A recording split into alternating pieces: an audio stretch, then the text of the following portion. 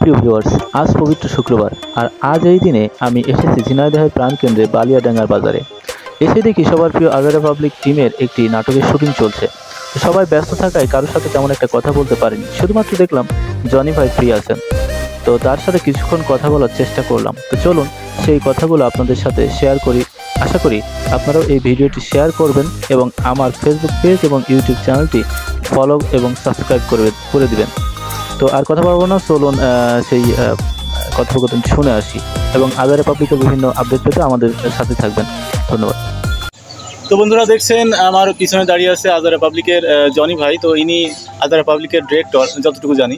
তো আজকে তার ফেভারিট একটি ডায়লগ শুনবো, তো অবশ্যই সাথে থাকবেন আশা করি। তো জনি ভাই, একটা ডায়লগ, ফেভারিট ডায়লগ। আহিলে কাদের গাড় মারা বা এন্ডিনা নড়ভড়, এই তো এগুলোই চালাচ্ছে আপাতত। আচ্ছা, এই নাটক করতে গিয়ে কখনো কি লজ্জা পাইছেন? মানে প্রথম যখন আসছেন তখন কি লজ্জা লাগছিল? প্রথম তো সব জায়গায় লজ্জা করে, কোনো ব্যাপার না। মানুষ নানান রকমের কথাও বলে, তবে এখন কেউ কিছু আর বলে না, সবাই মেনে নিয়েছে, ভালোবাসে সবাই। আগে একটু আচ্ছা, আপনার তৈরি যতগুলো ক্যারেক্টার আছে এখানে, কুরমান শাহ আছে, তারপর কবির ফয়সাল ভাই আছে, জীবন মাহমুদ আছে, তো এদের ভিতরে মানে আপনি আপনার ইন্ডিভিজুয়ালি বলবেন যে কার অভিনয়টা আপনার স্বতঃস্ফূর্তভাবে ভালো লাগে, একটু বলেন। আসলে ওইভাবে তো কম্পেয়ার করা যায় না, যেহেতু আমি একটা দল চালাই। এখানে যদি আমি কাউকে মিন করে বলি তাহলে আর একজন না ওইটা না, সেইভাবে সবাই প্রথম ক্যারেক্টার ফয়সাল, অনিক, জীবন, এরা তো তিনজনাই জীবন্ত অভিনয় করে থাকেন। সেভাবে তারা এক একজনের কাছে, মুরব্বীদের কাছে কুরমান ছেড়া, ইয়াংদের কাছে ফয়সাল ছেড়া, একটু ছোট ছেলেপিলের কাছে জীবন ছেড়া, এভাবে। তো এই যে আপনাদের বাংলাদেশে এত ফ্যান ফলোয়ার এখন ইনক্রিজ হয়েছে, আপনাদের জনপ্রিয়তা বেড়েছে, তো এই যে জনপ্রিয়তার ভিড়ে এত মানুষের ভালোবাসা পেয়ে আপনার অভিব্যক্তিটা কি, কেমন? আসলে ভালোবাসা তো সুন্দর। জি অবশ্যই। এখন ফ্রিতে ভালোবাসা পাইলে তো ভালোই লাগে, অবশ্যই।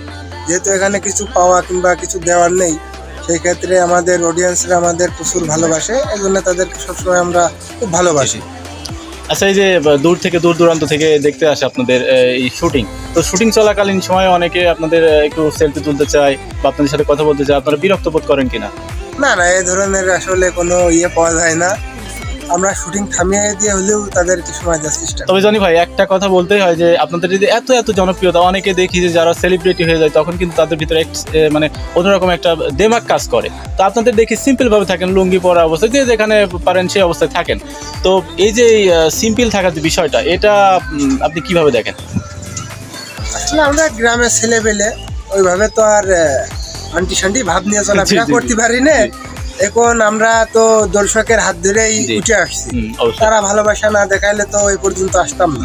তাইলে তাদেরকেও আমাদের কিছু দেওয়ার থাকতে পারে। তারা তো সামান্য দেখা করতে আসে, একটা সেলফি তোলা, দুপাশটা ভালো মন্দ কথাবার্তা বলা, এইটা আমরা আসলে ওই খারাপ পর্যায়ে নিই না।